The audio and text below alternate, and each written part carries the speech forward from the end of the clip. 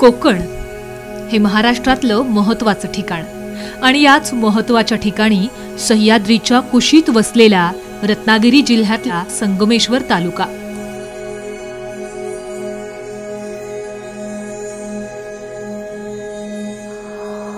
शास्त्री आणि अलकनंदा या दोन नद्यांचा संगम इथं झाल्यामुळं इथल्या गावाला संगमेश्वर हे नाव दिलं गेलं।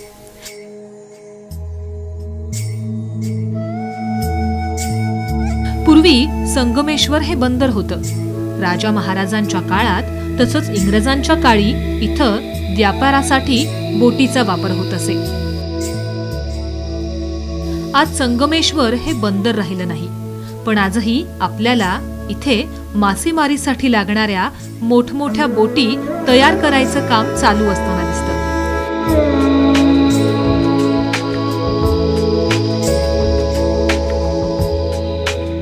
संगमेश्वरला जोडूनच असलेल्या कसबा या गावात पांडवकालीन जवळजवळ 360 मंदिरं आहेत।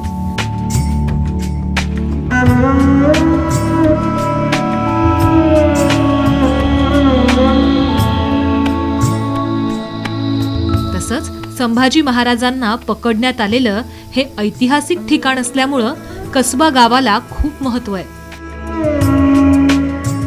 त्याचप्रमाणे या गावात होणाऱ्या गणपती, दिवाळी, होळी अशा विविध सणांपेक्षा शिंपणे या सणाला जास्त महत्त्व आहे। या दोन्ही गावांमध्ये शिंपणे हा उत्सव जोरदार साजरा केला जातो।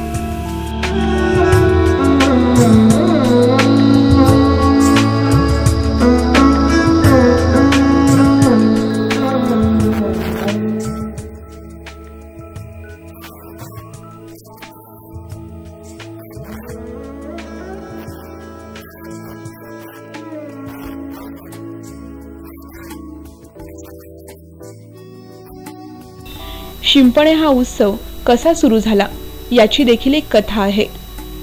एके दिवशी एक भोई मासेमारीसाठी डोहात गेला होता। त्याने पाक पाण्यात टाकला तर त्याला जाळ्यामध्ये एक दगड सापडला। भोयाने तो दगड बाजूला टाकून परत जाळं पाण्यात टाकलं, पण परत तोच दगड त्याच्या जाळ्यात आला। असं 3 वेळा झाल्यामुळं भोईनं तो दगड बाजूला ठेवला आणि या दगडात काही सत्व असतील तर मला भरपूर मासे मिळू देत असं बोलून भोईनं परत जाळं पाण्यात टाकलं आणि थोड्या वेळाने भोई जाळं काढतो तेव्हा पूर्ण जाळं माशांनी भरलेलं दिसतं। भोईनं खूप आनंदानं ही गोष्ट गावातील रेडीज यांना जाऊन सांगितली। त्याच रात्री रेडीज यांना साक्षात्कार झाला। देवीनं त्यांच्या स्वप्नात जाऊन मी जाखमाता देवी आहे, मी गावाच्या रक्षणासाठी आले आहे, त्यामुळं माझं मंदिर गावाच्या सीमेवर बांधण्यात यावं असं सांगितलं। दुसऱ्या दिवशी ही घटना रेडीज यांनी गावकऱ्यांसमोर मांडली। गावकऱ्यांना सुद्धा रेडीज यांचं म्हणणं पटलं आणि गावकरी देवीच्या स्थापनेच्या तयारीसाठी लागले। देवीच्या स्थापनेसाठी रेडीज यांनी आपल्या सोबत गावातील बेंडके, खेडेकर, पाथरे, देवळेकर, सुरपाल, गुरव, हैबत, पाटेकर, भोई, देवपाटकर, भाटलेवाडीकर, लावघणकर, कुंभार, कोंडवीकर, चांभार, परीट, महार आणि मुसलमान अशा 18 समाजातल्या लोकांना घेऊन देवीची स्थापना केली आणि त्यांना प्रत्येकी कामं वाटून दिली, जेणेकरून समाजातली एकता अखंडित राहावी हाच रेडीज यांचा हेतू होता। त्यानंतर फाल्गुन शुद्ध पंचमीपासून गावात होलिका उत्सव चालू झालेला होता। रंगपंचमीच्या दिवशी गावातली जनता रंग खेळत देवीचा उदो उदो करत होती। या गावात मुरुड जंजिराचा राजा सिद्धी जोहरची राजवट होती। गावात फेरफटका मारण्यासाठी आलेल्या राजानं गावातल्या जनतेला तसंच मानकरी रेडीज यांना रंगात खेळताना पाहून रेडीज यांना अटक केली आणि गडावर घेऊन गेले. तिथं गेल्यावर राजानं रेडीज यांना विचारलं की इथे माझी राजवट चालू असून माझा उदो उदो न करता तुम्ही त्या दगडरूपी देवीचा उदो उदो करता, तेव्हा तिच्यापासून तुम्हाला काय प्राप्त होतं? तेव्हा रेडीज यांनी सांगितलं, आम्हा सर्व भक्तांना धनसंपत्ती, सुख, ऐश्वर्य लाभतं. असं बोलणं ऐकताच राजाला खूप राग आला. बघू तुमची देवी तुम्हाला किती सुखी ठेवते ते, असं बोलून राजानं रेडीज यांना एका सापळ्यात बंद करून काळकोठडीत ठेवलं. इकडे गावामध्ये रंगपंचमीचा भंग झाल्यामुळे सर्व गावकऱ्यांनी मिळून देवीला साकडं घातलं. जोपर्यंत रेडीज यांची सुटका होत नाही तोपर्यंत रंगपंचमी न खेळण्याचा निर्णय घेतला. त्याच रात्री देवी जाखमाता सिद्धी जोहरच्या स्वप्नात गेली आणि मानकऱ्यांना सोडण्याची आज्ञा दिली, अन्यथा तुझं राज्य लयास जाईल म्हणून सांगितलं. आपल्याला पडलेलं स्वप्न खरं होईल की काय या भीतीनं राजानं मानकरांना सापळ्यातून बाहेर काढलं. त्यांना सुखरूप पाहून राजाला आश्चर्य वाटलं. त्याच दिवशी राजानं रेडीज यांना शेटगी ही पदवी बहाल केली आणि उत्सव असाच चालू ठेवायला सांगितला. रेडीज यांना बोटीनं संगमेश्वरला सोडण्याचे आदेश शिपायांना दिले. ती बोट चैत्र पाडव्याच्या आदल्या अमावास्येला संगमेश्वरच्या बंदरात पोहोचली. रेडीज यांना सुखरूप आलेलं पाहून गावकऱ्यांनी त्यांचं स्वागत केलं. तसंच रंग शिंपडून गावात मिरवणूक काढली. देवीला बोकड देऊन नवस फेडला आणि अर्धवट राहिलेली रंगपंचमी पुन्हा उत्साहानं साजरी केली.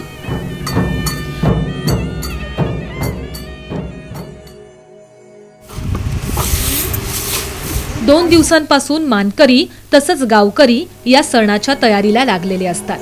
देवस्थानच्या ठिकाणची साफसफाई तसंच मंदिराची सजावट केली जाते. लोकांना कोणतीही अडचण येऊ नये त्यामुळं मंदिराच्या आवारात फलक लावले जातात. भाविकांनी रांगेत प्रसाद घ्यावा यासाठी बॅरिकेड्स लावले जातात.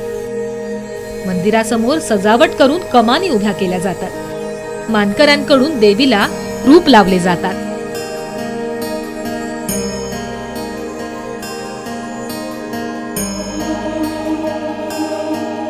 आम्ही आदल्या दिवशी हे रोपं लावतो.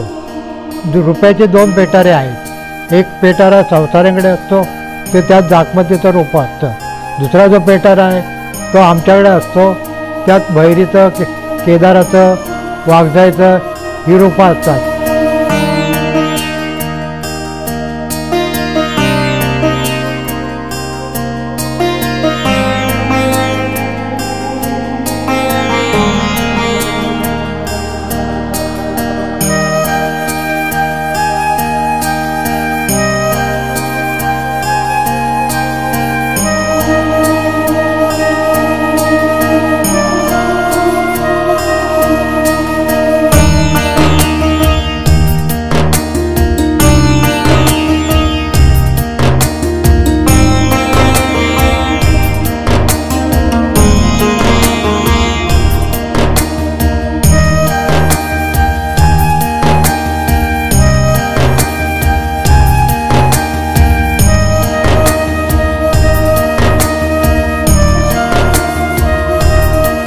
देवी जागमातेचे प्रमुख जे मानकरी आहेत, शेटे, खातू, पात्रे, संसारे, वारंगे, पाटेकर, गुरव, यापैकी आम्ही प्रमुख मानकरी आहोत.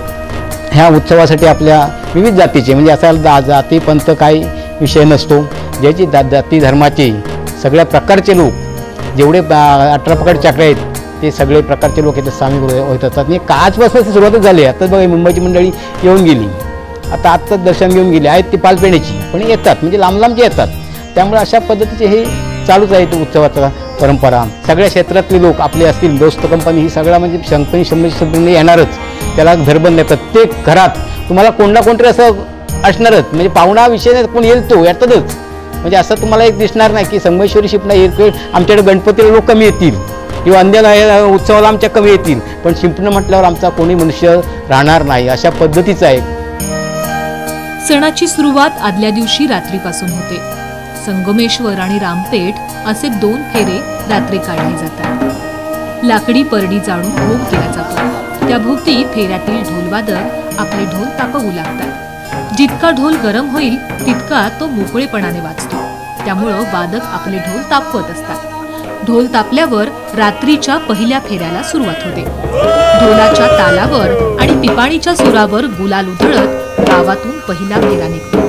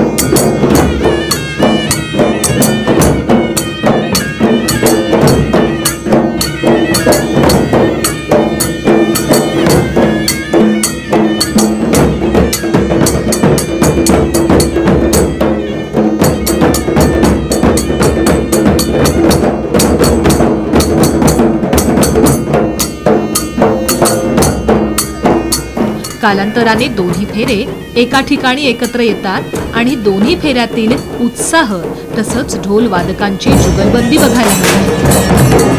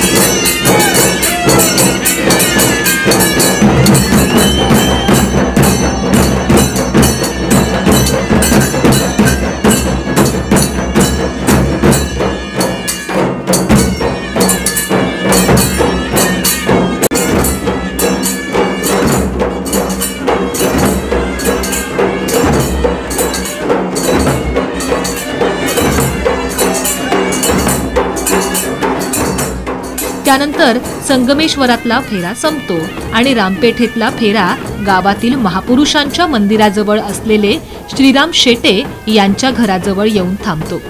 रेडीज यांना याच बंदरात आणून सोडल्यामुळं रामपेठेतला फेरा हा शेटे यांच्या घराजवळ येऊन थांबतो.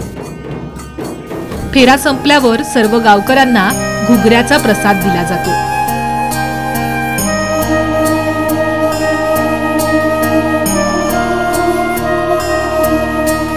सर्व देवी भक्त रांगेत उभे राहून घुगऱ्याच्या प्रसादाचा आनंद घेतात.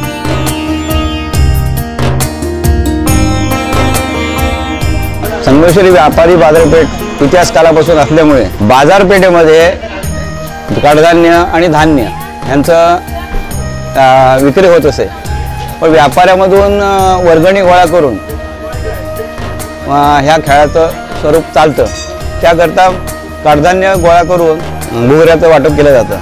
घुगऱ्यांचा प्रसाद वाटून झाल्यावर आदल्या दिवशीचा कार्यक्रम संपतो आता सर्व गावकरी मंडळी दुसऱ्या दिवशी लागणाऱ्या चिकन मटणासाठी दुकानांसमोर रांगा लावतात.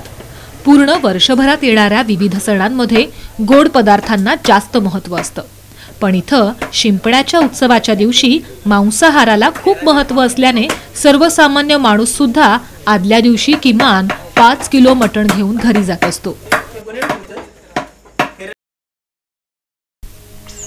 शिंपण्याचा दिवस उजाडतो. देवीचा नवस फेडण्यासाठी भाविक बोकड घेऊन येतात. मंदिरामध्ये सकाळी पहिला बोकड पूर्व पांढरीला, नंतर जाखमातेला मानवला जातो.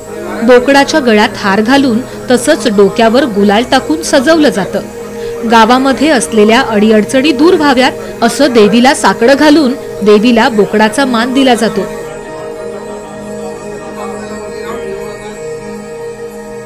मी या देवस्थानचा पाटेकर म्हणून मानकरी आहे. रखमतेच्या समोर एक भूतमार्ग आहे. त्या भूतमार्गाला विनंती केली जाते खेळाच्या टायमाला. त्याचप्रमाणे गारडी हा भैरीचा गारडी आहे, त्या भैरीच्या गारडीला समजूत घातली जाते. नंतर इटलाई कालकाईला समजूत घातली जाते. मग गिरोबा डावाला समजूत घातली जाते. त्याच्यानंतर मग चंडिकेला समजूत घातली जाते. पहिला बांधाचा बोकड पूर्व पांढरीला हा दिला जातो इथे, आणि त्याच्यानंतर जाखमतेला बोकड दिल्यानंतर शिपण्याला सुरुवात होते. शिपण्याचा प्रोग्राम चालू होतो, खेळखाना चालू होतो. मंदिराच्या मागच्या बाजूला भाविक आपले नवस फेडण्यासाठी देवीला कोंबडं आणि बोकड देतात. बाजूलाच बसलेल्या गावकऱ्यांकडून नवसाला दिलेल्या बोकडाचं मटण बारीक केलं जातं, तर काही बायका प्रसादाला लागणारा कांदा सोलून तो कापून ठेवतात. तसेच तिथे साधारणतः 25 ते 30 बायका सकाळपासून प्रसादासाठी लागणाऱ्या भाकरीची तयारी करत असतात. कुणी भाकरीचं पीठ शिजवण्यासाठी पाणी आणून देत असते, तर कुणी ते पीठ मळत असतं. त्यांच्यातील एक जण बाकीच्या बायकांना भाकरीचे पीठ नेऊन देत असते. अशा पद्धतीनं साधारण एक बाई प्रत्येकी 100 ते 200 भाकऱ्या करते आणि दिवसाला साधारण 5000 ते 6000 भाकऱ्या इथं थापल्या जातात.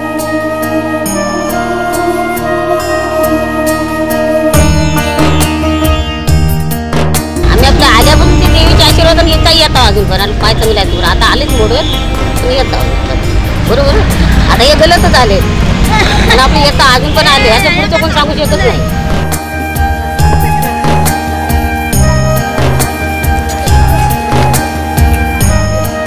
देवीला पहिला बळी दिल्यावर गावातून पहिला फेरा निघतो. या दिवशी घरोघरी वडे मटणाची तयारी चालू असते. काही जण मटणामध्ये काजूचे गर टाकून मटण बनवत असतात. गावामध्ये शिंपण्याला सुरुवात होते. लहानांबरोबरच मोठी माणसे सुद्धा रंगात मनसोक्तपणे खेळत असतात. फेऱ्यातील गावकरी मंडळी तसंच तरुण मुलं डीजेच्या तालावर तसंच पिचकारीच्या फवाऱ्यांमुळे जीव तोडून नाचत असतात. रंगाच्या पाण्याचा फवारा मारत असलेले काका मात्र आपल्या फवाऱ्यांपासून कोणी चुकत तर नाही ना याची काळजी घेत असतात. काकांच्या त्या पिचकारीचा स्ट्रोक नाचणाऱ्या लोकांपासून ते वरती गॅलरीतून बघत असलेल्या काकूंपर्यंत जाऊन पोहोचतो. अशा पद्धतीनं मौज मजेमध्ये दिवसभरात 2 फेरे काढले जातात. फेऱ्यामध्ये रंग उडवण्यासाठी मी जवळजवळ 25 ते 30 वर्ष त्या गाडीतून फिरतो. आता ट्रॅक्टरमध्येच असतो, परंतु आता वयोमानाप्रमाणे आता कमी होऊन आता दुसऱ्या नवीन पिढीला देण्याचा मानस चाललेला आहे. साधारण हा रंग जर एखाद्याच्या अंगाला लागला तर कमीत कमी 8 ते 15 दिवस जात नाही. लोक मुद्दामून संगमेश्वरी रंग म्हणून नेण्यासाठी चिपळूण, खेड, मागजन, देवरूख इथून लोक संगमेश्वरून रंग खरेदी करून जातात. संगमेश्वरी रंग आम्हाला शिंपण्याचा रंग पाहिजे म्हणून एवढं नाव संगमेश्वरी रंगाचं झालेलं आहे. हा रंग चांगला असतो. हा जवळजवळ 15 ते 20 वर्ष हा रंग आम्ही वापरतो. त्याच्यामुळे त्याचा कुठे साईड इफेक्ट आम्हाला कुठे दिसलाच नाही आहे. कसबा येथील जनतेला मनसोक्तपणे या उत्सवाचा आनंद घेता यावा यासाठी शेटे यांनी या गावात एक लेंडी तयार करून दिली. त्या लेंडीमध्ये रंगाचं पाणी साठवलेलं असतं. त्यामुळं या गावातले लोक सुद्धा तितक्याच उत्साहानं शिंपण्याचा उत्सव साजरा करत असतात.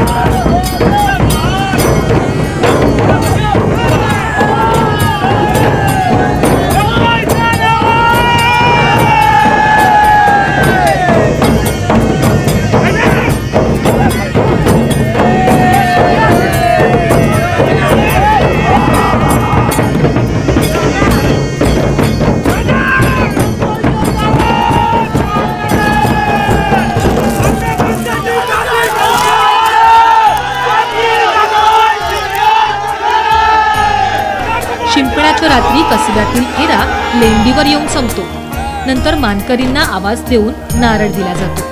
त्यानंतर भोईंना लेंडी फोडण्याचा हुकूम देण्यात येतो आणि भोई लेंडी फोडण्यासाठी पाण्यात उड्या मारतात.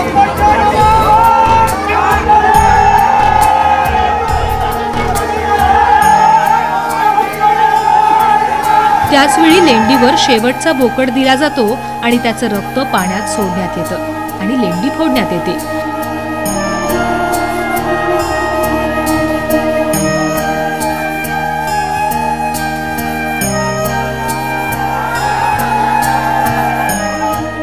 त्यानंतर सर्व ग्रामस्थ मंडळी हे मंदिरासमोर जमा होतात. रात्री देवीला पहिला नैवेद्य दाखवून झाल्यानंतर जमलेल्या भाविकांना मटण भाकरीचा प्रसाद दिला जातो. देवी आपली मनातली इच्छा पूर्ण करते, तिला सांगावं लागत नाही. गेली 5-6 वर्ष मी इथे येते. देवीचा प्रसाद घेऊन आम्ही घरी जातो. 11 वाजता मिळतो, 12 वाजेपर्यंत, 12:30-1 वाजेपर्यंत आम्ही घरी जातो. दिवसभर रंग खेळून डीजेच्या तालावर नाचून दमलेला भाविक मात्र संध्याकाळी देवीच्या मंदिरात जाऊन मटण भाकरीच्या प्रसादासाठी मंदिरासमोर रांग लावून उभे असतात. मनसोक्त मटण भाकरीच्या महाप्रसादाचा आनंद हे भाविक घेतात.